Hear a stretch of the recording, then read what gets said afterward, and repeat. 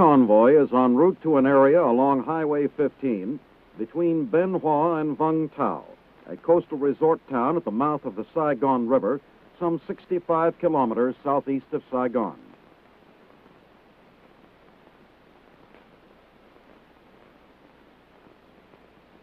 Its mission is to establish a forward command post from which a multiple armed search and destroy operation by elements of the 1st Infantry Division will be controlled.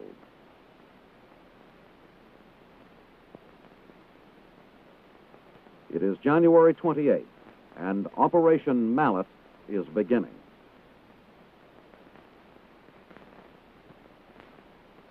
As the forward CP nears operational status, and while artillery batteries are occupying positions nearby, Chinook helicopters begin arriving with assault troops.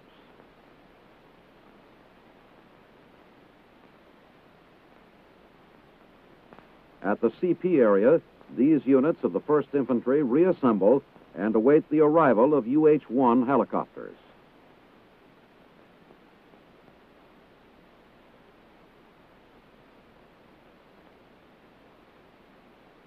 The Hueys will carry the troops into the initial attack against the Viet Cong.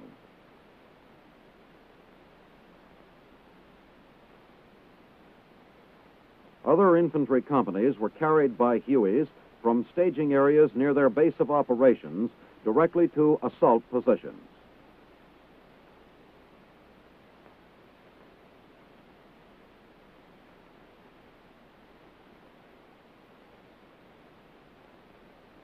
From the landing zones, the units deploy and move forward in a westward sweep through the jungle.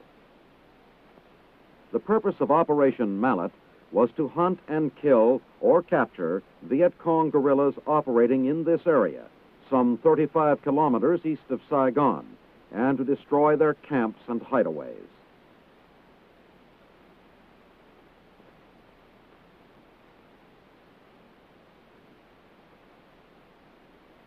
On the first day of Operation Mallet, this unit of the 1st Infantry was filmed as it burned deserted huts used by the VC.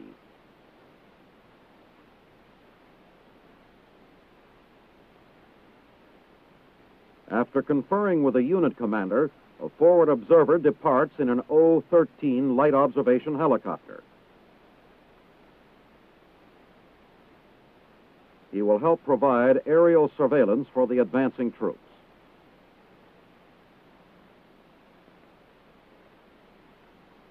The units continue their sweep through the area and move off narrow trails for probes through dense jungle.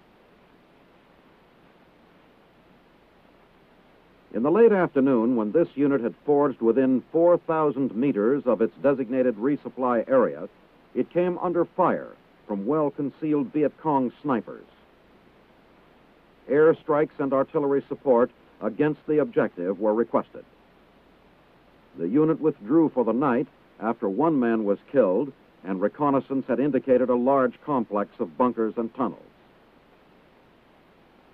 On the following morning, January 29th, U.S. and Vietnamese Air Force planes hit the bunker complex with bombs.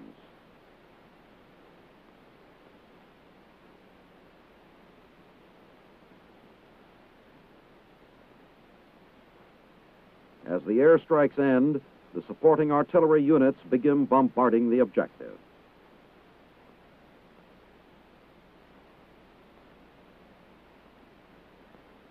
When the artillery fire shifts, units of the 1st Infantry move out and converge from different directions upon the objective area. The units encountered no resistance as they cautiously entered the maze of bunkers, but the area was laced with tripwires leading to booby traps located in trees and huts. The troops threw hand grenades into the vast network of bunkers and tunnels which honeycombed the area.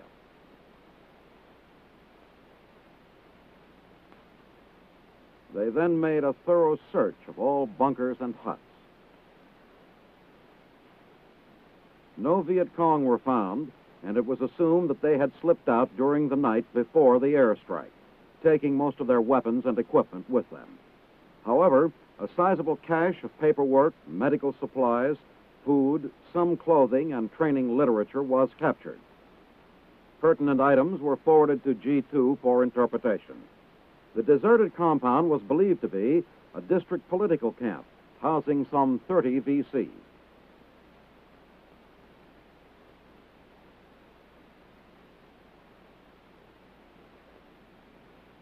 Three days later, on February 1st, other elements of the 1st Infantry were filmed as they continued Operation Mallet. The sweep westward has now brought units to an area some 16 kilometers east of Saigon. Late in the afternoon, the units encountered heavy fire, plus numerous mines and booby traps. The sweep forward is halted. Supporting APCs and tanks cover a withdrawal of several hundred meters. Here, while tactical airstrikes are requested, the wounded are given emergency treatment and evacuated.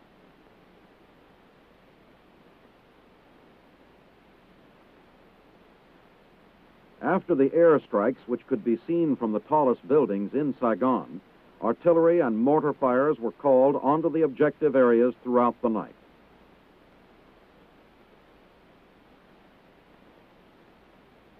On the following day, February 2nd, resistance was again encountered. After additional airstrikes and artillery support, however, the 1st Infantry units overran the complex of fortifications with no opposition. One of the ROK units is deployed near the narrow neck of the Cam Bay Peninsula. From their base camp, the Marines conduct patrols against the VC.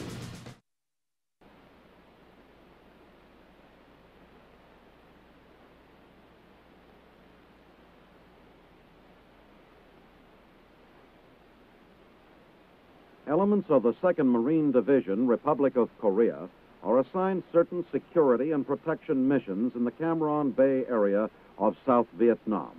These include guarding the port facilities and the new air base nearby. One of the ROK units is deployed near the narrow neck of the Cam Bay Peninsula. From their base camp, the Marines conduct patrols against the VC. They also man observation posts along the bay shore. The overall function of this unit is to prevent infiltration by land.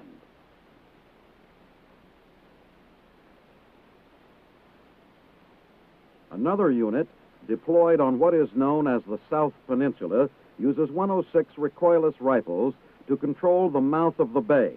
Its location is also designed to prevent Viet Cong from bringing mortars within range of installations on the opposite shore.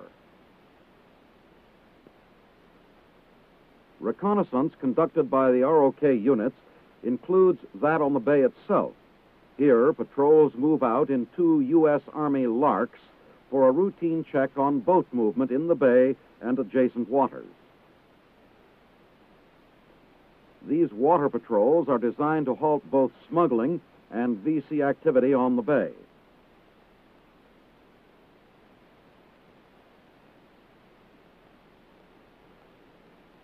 Native fishing boats, junks, and other craft are searched for weapons, contraband, or any guerrilla material. As a precautionary measure, many small craft and their occupants, who, even though from all appearances are harmless, are also routinely searched. Another ROK unit is deployed near the pontoon bridge that connects the peninsula to the mainland near Highway 1. Its mission includes routine checks of civilian traffic on Highway 1 and the protection of Allied traffic on the mainland approach to the bridge.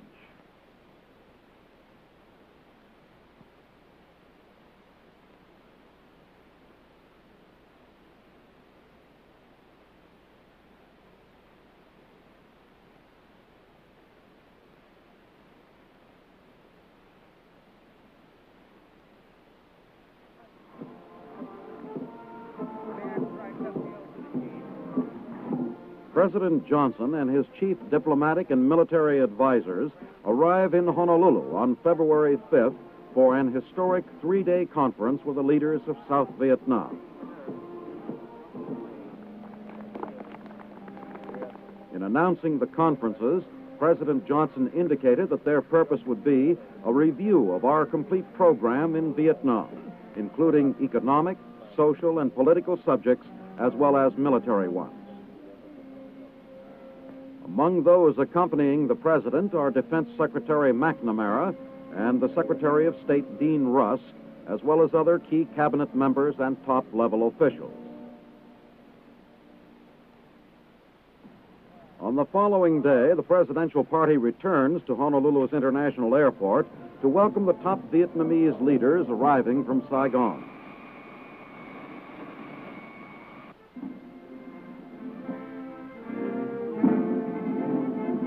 Heading the Vietnamese delegation are the Chief of State, Lieutenant General Nguyen Phan Thieu, and Air Vice Marshal Nguyen Cao Ky, the Prime Minister.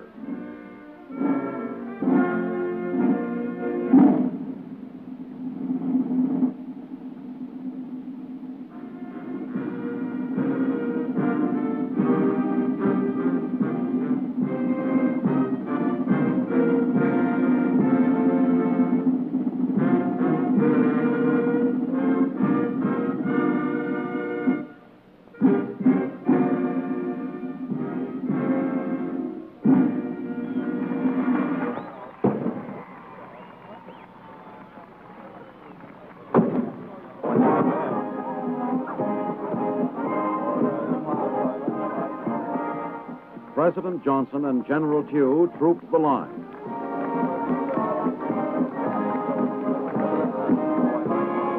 Next, Mr. Johnson will make an address welcoming the Vietnamese leaders and briefly outlining the objectives of the conference. The President of the United States. We meet here in a time of testing and trial, but we will talk also of hope and harvest. Our friends in Korea and Australia and New Zealand have sent their own men to join with Vietnamese and Americans in a conflict to decide if aggression and terror are the way of the future, or whether free men are to decide their own course. The day after the Vietnamese leaders arrive, the President's motorcade heads for Camp Smith, where the work of the Honolulu Conference will begin. A plenary meeting will be followed by working sessions on all major topics.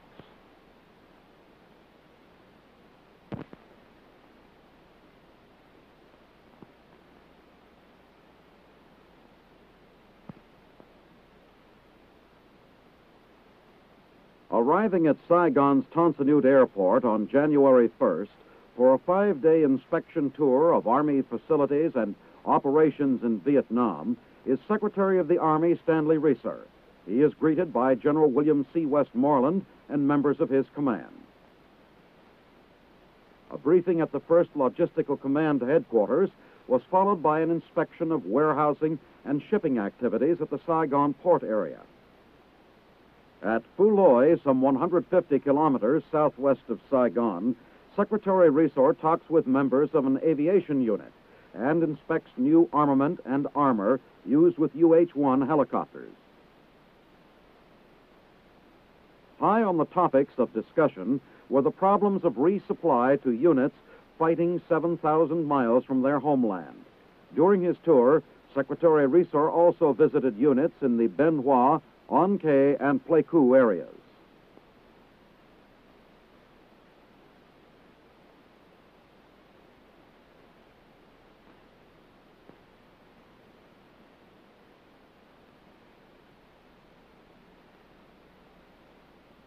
On January 24th at the Saigon Airport, Lieutenant General John A. Heintich's Deputy Commander Mac V. and members of his staff welcome Lieutenant General Gene Engler to his new assignment in Vietnam. After the airport ceremonies, General Engler reviews a color guard in his honor and is introduced to members of his future staff. He assumes his new duties as Deputy Commander of the U.S. Army, Vietnam. This position, recently upgraded, was previously held by Brigadier General John T. Norton now serving as General Engler's Chief of Staff. General Engler's previous assignment was in Washington as Commanding General of the Supply and Maintenance Command.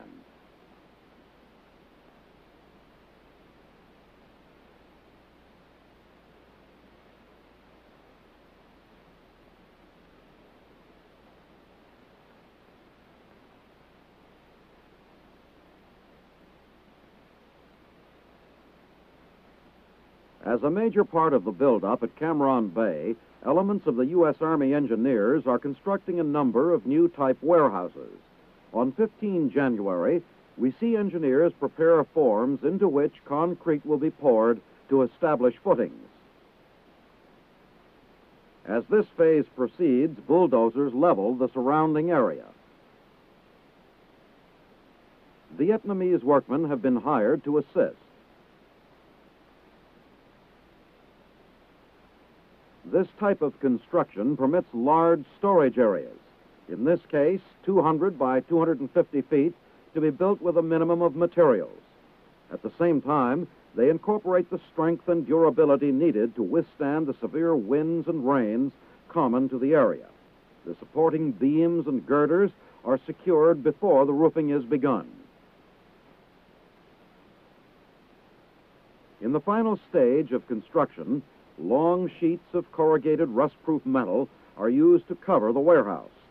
The thin but durable roofing material permits a much lighter supporting structure to be used, saving both time and expense.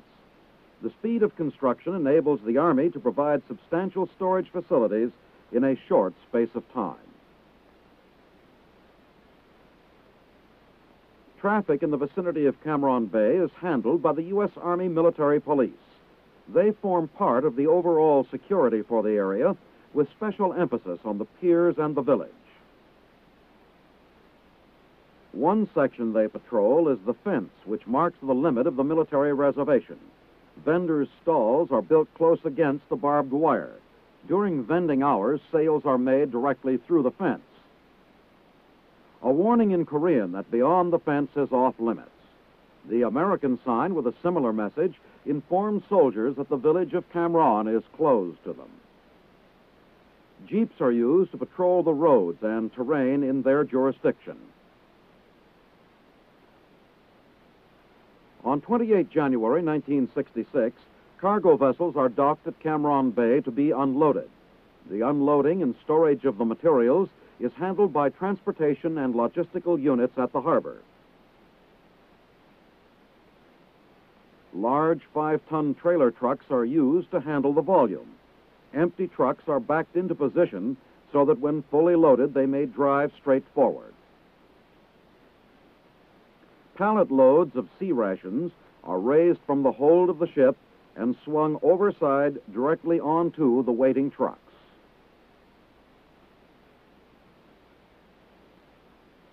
They are immediately driven to one of the several storage areas nearby.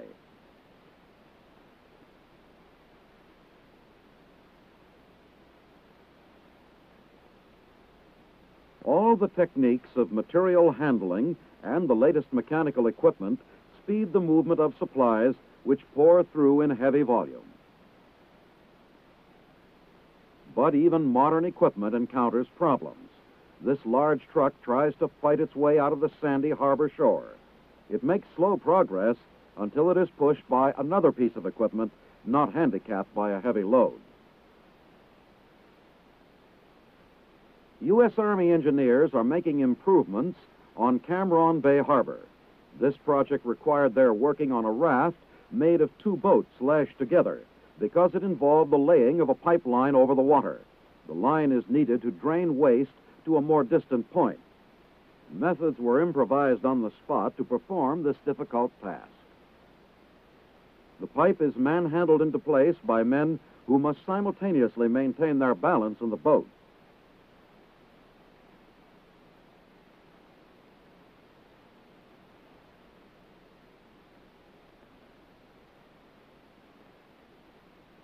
As they work almost in the shadow of ships unloading at DeLong Pier, the men are preparing this most important harbor for the heavy demands of future shipping.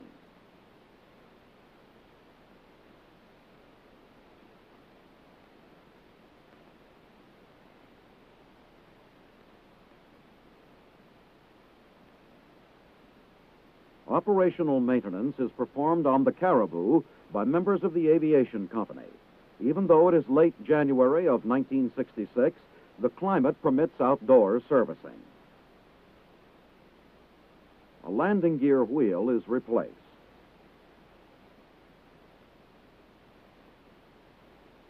The engine housing is secured after inspection has been completed. Recording is made in the logbook of the details of the servicing. At the aviation company's installation at Suc Trung, the engine is tested before restoring the plane to active operation.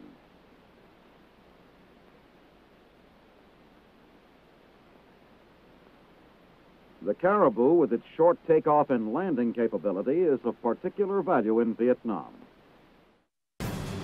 The men inspect Viet Cong equipment captured on the previous operation.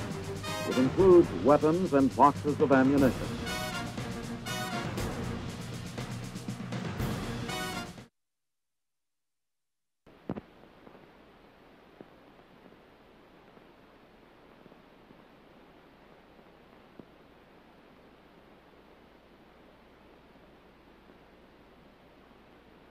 This is the Latin American Military Communication System site at Guatemala City.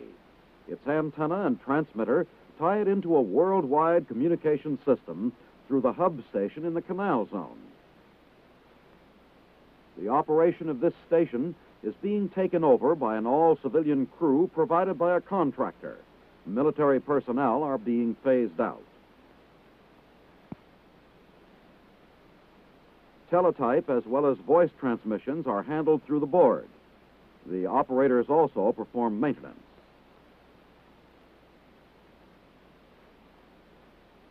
Channels of transmission can be quickly checked and corrections made if needed. The officer in charge reviews with the civilian contractor's representative specific details of the conversion to civilian operation. A counterpart of the installation we have just seen is the Lamcus station at Managua, Nicaragua. This site, built by an American contractor, began operation in May 1964. Although now operated by civilians, the station is under military supervision.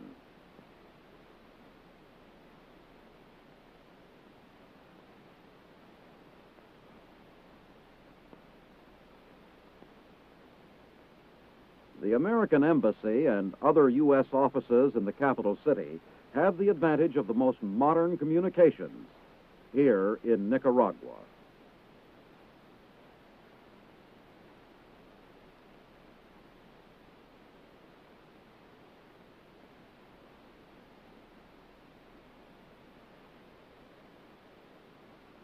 In February 1966, these Vietnamese flee their homes to avoid the Viet Cong. In their flight, they carry food and a few of their possessions. Because the Viet Cong often travel amid innocent groups, Korean military police are checking the refugees for weapons or enemy documents.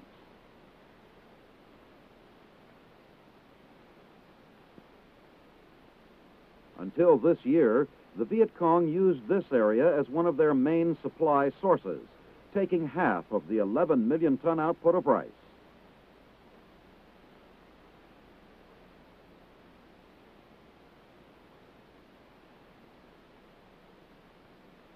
Trucks are provided to carry the refugees to the relative safety of the town. As part of their assignment to provide area security, the Koreans include 105mm howitzers in their equipment. The battery commander supervises the gun team.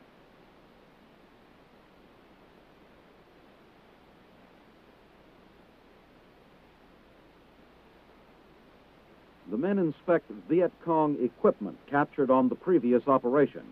It includes weapons and boxes of ammunition.